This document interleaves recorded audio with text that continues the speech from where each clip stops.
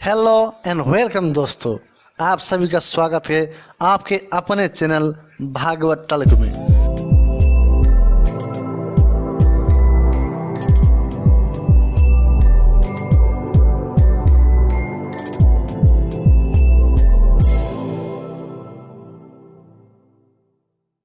जैसे कि आपने थंबनेल देखा ऊपर, शेयर मार्केट का संपूर्ण ज्ञान। जी हाँ, आज हम बात करेंगे शेयर मार्केट के ऊपर। शेयर मार्केट क्या है, कैसे काम करता है, इन्वेस्ट कैसे करते हैं, पैसा कैसे बनाया जाता है और भी सब कुछ। यदि आप लोग हमारे चैनल में नए हैं तो कृपया करके चैनल को सब्सक्राइब अवश्य करें और बेल आइकन को ज़रूर दबाएं ताकि हर एक नए वीडियो की जानकारी आपको सबसे पहले मिलती रहे। तो शुरू करते हैं शेयर मार्केट को जानना।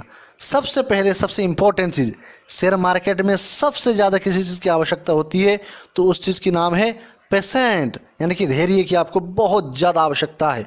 यदि आप वाकई में शेयर मार्केट को जानना चाहते हैं, सीखना चाहते हैं, आप बिगिनर्स हैं, आप अभी अभी शेयर मार्केट में आए हैं या आने वाले हैं, या आप पिछले 1, 1.5 या 2, 2.5 साल से आप शेयर मार्केट में हैं, तो आपके लिए यह वीडियो बहुत खास होने वाला है। तो वीडियो को बिना स्किप किए अंत तक जरूर देखें। तो शुरू करते हैं बिना किसी देरी के। सबसे पहले जानते हैं शेयर मार्केट है क्या। एक्चुअली शेयर मार्केट को हम आसान भाषा में समझते हैं। शेयर मार्केट एक ऐसी जगह है जहां पर आप और हम अपने पैसे लगाकर समझदारी के साथ अच्छी खासी रकम कमा सकते हैं। शेयर मार्केट देश की अर्थव्यवस्था, वैश्विक संकेतों, मुद्रा और आरबीआई के नियमों आदि पर निर्भर करता है, यानी कि नीतियों पर निर्भर करता है। आरबीआई की नीति आदि पर निर्भर करता है। शेयर मार्केट में अलग अलग कंपनियों के अलग अलग शेयर हैं। तो यहाँ तक समझ में आ गया आसान भाषा में शेयर मार्केट है क्या। अब समझते हैं शेयर मार्केट काम कैसे करता है। तो शेयर मार्केट काम करता है एक्सचेंज का। अब आप कहेंगे ये एक्सचेंज है क्या, तो सबसे पहले हम जानेंगे एक्सचेंज के बारे में। तो हम एक्सचेंज को एक आसान भाषा में हम एक एग्जाम्पल के थ्रू समझते हैं। आपने एक होटल बनवाया बिजनेस करने के लिए और आपका होटल मुनाफे पे चलने लगा। अब आपको लगा कि मुझे 2-4 होटल और बनाने पड़े, तो आपने अपने उस होटल की जो कि आपकी 100% उसमें मालिकाना हक था, उसमें आपने 5 दोस्तों को जोड़ करके उसको एक प्राइवेट लिमिटेड फर्म कर लिया। उसके बाद वो जो आपने नए नए होटल बनाए थे उसमें भी मुनाफे वसूली शुरू हो गया। उसके बाद आपको लगा कि मुझे और भी ज़्यादा होटल्स बनाने पड़ेंगे, तो आपने किसी ब्रोकर हाउस से अथवा किसी बैंक से आपने पैसा लेकर के बदले में उनको शेयर दे करके आपने अपने कारोबार को और भी विस्तार किया। उसके बाद भी आपको लगा कि मेरे कारोबार इतने में नहीं रहना चाहिए, पूरे देश में जाना चाहिए। पूरे देश में अपने कारोबार को बढ़ाने के लिए आपको चाहिए बिग अमाउंट, यानी कि बड़ा पैसा। अब बड़ा पैसा आपको कहाँ से मिलेगा, तो आप लोगों ने डिसाइड किया, जो आपके शेयर होल्डर हैं, जो आपके टीम मैनेजमेंट है, जो डायरेक्टर हैं, इन सब ने एक मीटिंग किया और मीटिंग में डिसाइड हुआ कि हम कंपनी को लेके जाएंगे पब्लिक। अब ये पब्लिक क्या होता है, अब आप लोगों ने मीटिंग किया, आप लोगों ने डिसाइड कर लिया कि कंपनी को पब्लिक लेके जाने का। अब पब्लिक लेके जाने का मतलब ये नहीं है कि आप गली और अथवा मोहल्ले में जाकर के चिल्लाए कि हमारे कंपनी में आप पैसा दे दो, ऐसा नहीं होता। पब्लिक ले जाने का मतलब होता है कि एक्सचेंज पर लिस्ट कराना। कंपनी को जब आप एक्सचेंज पे लाके लिस्ट कराते हैं तो उस समय आप पब्लिक से पैसा लेते हैं, बदले में अपने कंपनी की हिस्सेदारी वहाँ पर बेचते हैं, जिसे शेयर कहते हैं।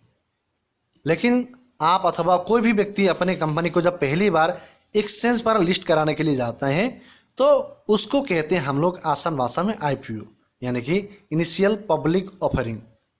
तो अभी हाल फिलहाल में आपने बहुत सारे आईपीओ के नाम सुने होंगे, जैसे ग्लेनमार्क लाइफ साइंस हो गया, तत्वचिंतन हो गया, देवयानी इंटरनेशनल हो गया, नोवाकोविस्टा हो गया, जोमेटो हो गया, पारस डिफेंस हो गया, अथवा रोलेक्स रिंग्स हो गया। बहुत सारे आईपीओ अभी हाल फिलहाल में आए थे जो आपने न्यूज़ अथवा न्यूज़पेपर पे पढ़े होंगे, या टीवी न्यूज़ चैनल पे आपने देखा होगा, या कोई भी सोशल साइट पे आपने देखा होगा। यदि आप शेयर मार्केट में निवेश करते हैं तो आपको सब जानकारी रहता ही है, मुझे इससे ज़्यादा क्या कहना है।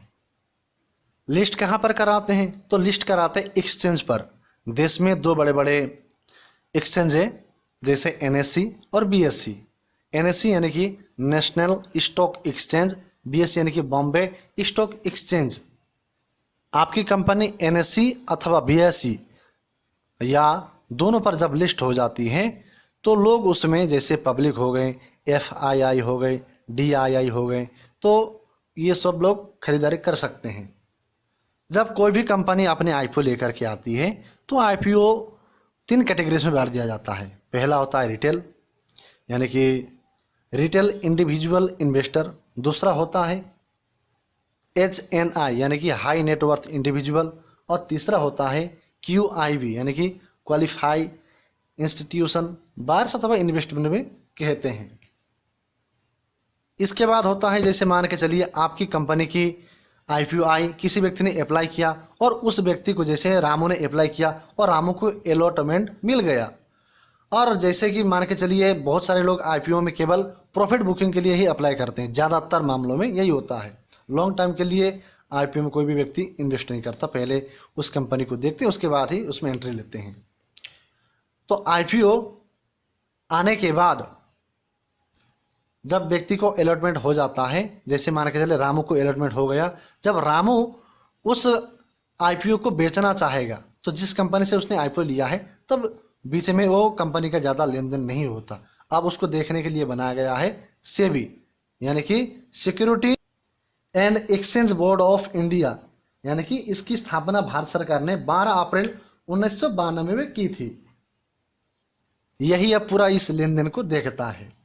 जब रामू उस शेयर को, उस IPO जो उसको अलॉटमेंट हुआ है, उस IPO को जब शेयर मार्केट में बेचते हैं तो उसको हम लोग कहते हैं सेकेंडरी मार्केट। ज़्यादातर आप रिलायंस के अभी शेयर खरीदने जाएंगे तो आपको ये फ्रेश शेयर नहीं है, ये क्या है, सेकेंडरी शेयर है, यानी कि किसी ने पहले लिया है फिर बेचा है, तो उसी शेयर को आप अथवा हम खरीदते हैं। साथ ही में IPO में और एक रिजर्वेशन कोटा होता है। मान के चलिए कोई प्रॉफिट बुकिंग यदि कंपनी पहली बार एक्सचेंज पर लिस्ट होने के लिए आ रही है तो उसमें रिटेल जो कैटेगरीज के लोग होंगे उनका कोटा रिजर्वेशन होता 35% का, और जो HNI होंगे उनके केवल 15% रिजर्वेशन होता है, और जो QIB है उनका 50% का रिजर्वेशन इसमें होता है। यहाँ तक क्लियर हो गया कि एक्सचेंज क्या है और क्या काम करता है। जैसे कि हमने पहले बताया कि भारत में जो बड़े बड़े एक्सचेंज हैं NSE और BSE। NSE और BSE में तकरीबन 5000 से अधिक कंपनियां हैं। अब भाई मार्केट ऊपर जाएगा तभी ना किसी का प्रॉफिट होगा, अगर नीचे गिरेगा तो इन्वेस्ट डूब जाएगा। तो इसको नाप तोल करने के लिए बनाया गया है इंडेक्स। NSE का इंडेक्स है निफ्टी 50 और BSE का है सेंसेक्स। आपने सुना होगा आज सेंसेक्स इतना बड़ा अथवा निफ्टी 50 इतना बड़ा अथवा इतना गिरा। सेंसेक्स के अंदर जो बॉम्बे स्टॉक एक्सचेंज पे जो टॉप 30 कंपनी से उनको मिला करके सेंसेक्स, एक तरफ तो वो सारी कंपनियां होती हैं, और ये अगर कैलकुलेशन के हिसाब से अभी आप देखें तो भी ये 30 कंपनीज और जो बाकी के 5000 जो तकरीबन कंपनी है उनकी और इनकी वैल्यूएशन तकरीबन बराबर होती है। इसीलिए इनको टॉप जो 30 कंपनी से इनको इंडेक्स में शामिल किया गया है, ताकि आने वाले समय में, आने वाले महीनों में, आने वाले साल में मार्केट ऊपर जा सकता है या नीचे गिर सकता है, इसको जानकारी हो इन्वेस्टर को, अथवा जो बड़े बड़े ब्रोकर्स हाउस हैं, अथवा जो FII है, अथवा जो DII है। अब ये FII और DII क्या है इसको मैं समझता हूँ। FII यानी कि foreign investor, foreigner institution investor, और साथ में DII होते हैं डोमेस्टिक इंस्टीट्यूशन इन्वेस्टर। फॉरेनर यानी कि जो विदेशी संस्थागत कंपनी से वो जब किसी भी मार्केट में अथवा किसी भी शेयर में निवेश करती हैं तो उनको हम FII कहते हैं। जैसे इंडिया में बहुत सारे LIC हैं, म्यूचुअल फंड है, तो हम इनको डोमेस्टिक मान सकते हैं, डोमेस्टिक इंस्टीट्यूशन इन्वेस्टर इनको हम कहते हैं। तो आप जैसे NSE और BSE आने वाले समय में कहाँ जाने वाला है, ऊपर अथवा नीचे गिरने वाला है या ऊपर चढ़ने वाला है, इसको आप देख सकते हैं सेंसेक्स और निफ्टी 50 में। अगर आप बैंक के बारे में जानना चाहते हैं तो बैंक जैसे बैंक निफ्टी 50 है, उसको आप देख सकते हैं। अलग अलग सेक्टर के जैसे FMCG हो गया, अथवा अलग अलग सेक्टर के आप देख सकते हैं, चेक कर सकते हैं। यहाँ तक आप लोगों ने जाना शेयर मार्केट क्या है, एक्सचेंज कैसे काम करता है, IPO क्या है, जब पहली बार IPO आता है तो किस तरह से आता है, आप लोगों ने सब कुछ यहाँ तक क्लियर समझ लिए। यदि आप लोगों को यहाँ तक समझ में नहीं आया तो हम एकदम देसी भाषा में समझाते हैं आपको। तो देसी भाषा में समझते हैं। शेयर मार्केट एक ऐसी सब्जी की दुकान है जिसे हम एक्सचेंज कहते हैं। शेयर मार्केट एक सब्जी की दुकान है। एक्सचेंज वो मंडी है जहाँ पर बेचा या खरीदा जाता है। सेबी वहाँ का कानून व्यवस्था देखने वाला सिपाही है।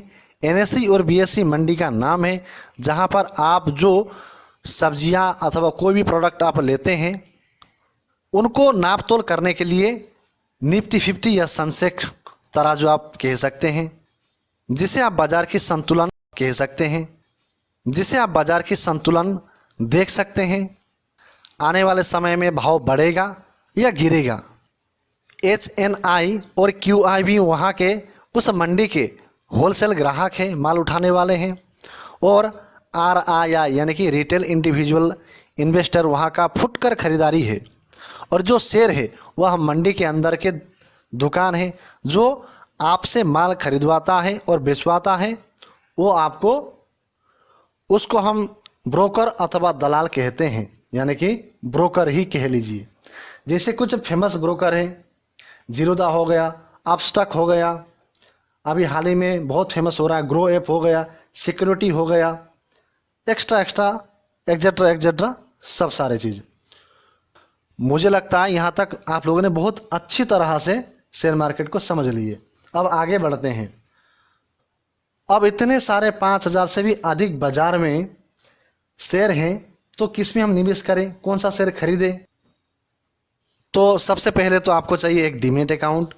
आप चाहें तो लिंक मैं डिस्क्रिप्शन लिंक दे देता हूँ, ग्रो ऐप को आप चाहें तो वहाँ से डाउनलोड कर सकते हैं। लेकिन आपको डीमेट अकाउंट खोलने के लिए सबसे पहले रिक्वायरमेंट है आधार कार्ड होना चाहिए, पैन कार्ड होना चाहिए, एक कैंसिल चेक आपके पास मौजूद होना चाहिए और बैंक अकाउंट होना चाहिए। साथ ही में यदि आपकी आयु 18 वर्ष से ऊपर की हो तो ही आप डीमेट अकाउंट खोल सकते हैं, जिसके बाद आप शेयर मार्केट में शेयर खरीद अथवा बेच सकते हैं।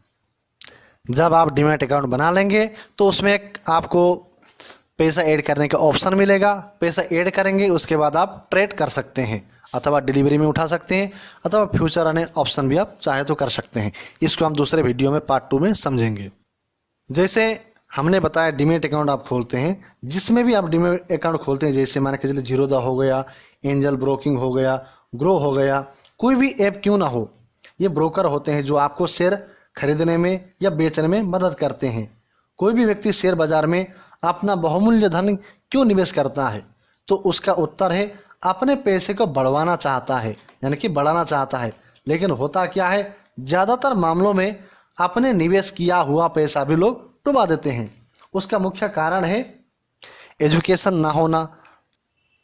जैसे कोई वीडियो देख लिया या किसी आर्टिकल को पढ़ करके अथवा किसी न्यूज़ चैनल को देख करके या कोई दोस्त अथवा रिलेटिव को देख करके लोग अंधाधुंध किसी भी शेयर में पैसा लगा देते हैं, जिसके कारण पैसा डूबने के चांसेस बहुत ज़्यादा हो जाते हैं। तो यदि पैसा डूबता है तो हम निवेश क्यों करें? ऐसा नहीं होता। सभी कंपनी जैसे रिलायंस हो गया, आपका हिंदुस्तान यूनिलीवर हो गया, डाबर हो गया, ये जो बड़े बड़े कंपनीज हैं, जैसे अभी हाल ही में आया IRCTC, उसने लगभग लोगों का पैसा दुगुना तिगुना तक कर दिया है। वो ज़्यादा अभी लिस्टिंग ज़्यादा हुआ उसका नहीं है, लेकिन सबसे पहले जानना ज़रूरी है कि हम किस शेयर में निवेश करने जा रहे हैं। शेयर को सबसे पहले एनालाइज करना आना चाहिए, फंडामेंटल क्या है, टेक्निकल क्या है, शेयर का भविष्य क्या है, जिस कंपनी में निवेश किया है उसका मैनेजमेंट सिस्टम क्या है, उस कंपनी का प्रोडक्ट सेल पिछले साल के मुकाबले बढ़ा है या नहीं, जो प्रोडक्ट कंपनी बनाती है आने वाले समय में उसकी डिमांड बढ़ेगी या घटेगी, पिछले 3, 5 अथवा 10 साल में शेयर होल्डर को कितना रिटर्न कमा के उस शेयर ने दिया है। यदि कोई भी व्यक्ति सीखने के बाद फुल एजुकेशन के साथ निवेश करता है तो अवश्य ही आप पैसा बना पाएंगे, वरना आप निवेश किए हुए पैसे को भी गंवा सकते हैं। अब इसमें भी आप दो प्रकार से निवेश कर सकते हैं। पहला तो आप डिलीवरी यानी कि आप दीर्घकालीन समय के लिए, जैसे 1 महीना, 6 महीना, 1 साल, 10 साल या 20 साल, 30 साल, 40 साल के लिए आप उठा सकते हैं डिलीवरी में। और दूसरा होता है इंटरडे यानी कि आपने सुबह खरीदा, शाम तक आप नहीं भी बेचेंगे तो भी आपका ब्रोकर उसको बेच देगा, उसी को हम इंटरडे कहते हैं। सबसे ज़्यादा जो लोग पैसा गंवाते हैं वो इसी में गंवाते हैं, क्योंकि लोगों को लगता है कि आज हमने पैसा लगाया कल तक डबल होना चाहिए। इसी चक्कर में लोग इंटरडे करते हैं, पैसा ज़्यादा लेकर के जाते हैं और बहुत पैसा डुबा देते हैं उसी चक्कर में। हम इंटरडे के बारे में भी पार्ट 2 में बहुत अच्छी तरह से उसको समझाएंगे। साथ ही में हम पार्ट 2 में फ्यूचर एंड ऑप्शन को कैसे यूज़ करते हैं, फ्यूचर एंड ऑप्शन होता क्या है, इस बारे में हम विस्तार से बात करेंगे। ये वीडियो वैसे लंबा होता जा रहा है तो इस वीडियो को ज़्यादा लंबा नहीं करते हैं। अंतिम में हम समझते हैं शेयर बाजार ऊपर या नीचे कैसे जाता है। शेयर प्राइस ऊपर जाने के बहुत सारे रीज़न अथवा नीचे आने के बहुत सारे कारण हो सकते हैं। जैसे एग्जांपल के लिए, जैसे कंपनीज के बारे में कोई पॉजिटिव न्यूज़ आना, जैसे आप समझ सकते हैं जो IRCTC के शेयर होल्डर होंगे तो उनकी अभी इस समय लॉटरी लगी हुई है, क्योंकि IRCTC का एक प्रकार से बिजनेस ठप था। रेलवे में उसका सबसे बड़ा कैटरिंग का काम है, जो कि लॉकडाउन के चलते ठप पड़ा था, अभी वो धमाधम चालू हो रहा है। तो IRCTC का जो शेयर प्राइस है इस समय आप देखेंगे ऊपर, बहुत ऊपर जा रहा है। जैसे कोई पॉजिटिव न्यूज़ आना या कंपनी से अपने कंपनी को और भी विस्तार कर रही हैं, या पिछले क्वार्टर के मुकाबले इस क्वार्टर में कंपनी का प्रॉफिट बढ़ना, या कंपनी के ऊपर यदि कोई कर्ज है और वो कर्ज चुका सकती है अथवा चुका चुकी है अथवा कुछ कर्ज उसने चुकाया है, तो ये सारे जो फैक्टर है, ये फैक्टर कंपनी को जो शेयर प्राइस है उसको ऊपर जाने में मदद करते हैं। और दूसरा है शेयर प्राइस गिरता भी उसी तरह से, जैसे कंपनी के बारे में कोई नेगेटिव खबर आ जाना, कंपनी की क्वार्टर रिजल्ट कम होना, कंपनी के बारे में कोई विस्तार ना होना, कंपनी के ऊपर कर्ज बढ़ना, कंपनी की जो प्रमोटर हैं उनकी शेयर जो है कम होना, ये सारे फैक्टर शेयर को नीचे लाती है। हम इसको भी आसान भाषा में समझें तो जाहिर सी बात है, यदि दुकान में खरीदारी बढ़ेगी तो दुकान का प्रॉफिट बढ़ेगा, दुकान में जो माल होंगे उनके प्राइस भी बढ़ेंगे। उसी तरह से जैसे किसी भी शेयर में ज़्यादा लोग खरीदारी करेंगे तो शेयर प्राइस ऑटोमेटिकली ऊपर जाएगा, और जैसे शेयर में बिकवाली आएगी तो शेयर प्राइस नीचे जाएगा। तो हम लोगों ने यहाँ तक शेयर बाजार को बहुत अच्छी तरह से समझ लिया।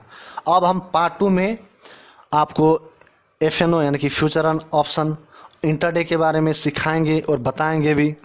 साथ ही में प्रयास करेंगे दूसरा पार्ट बहुत जल्दी लेकर के आए। और आप लोगों को यह वीडियो अच्छा लगा हो, जैसे कोई आपके फ्रेंड्स हो, कोई आपके रिलेटिव हो जो शेयर मार्केट में निवेश करने के बारे में सोच रहे हैं, तो उन लोगों को इस वीडियो को शेयर करें। और साथ ही में चैनल को सब्सक्राइब अभी तक नहीं किए तो सब्सक्राइब करें, आदि आप एक लाइक कर देते हैं तो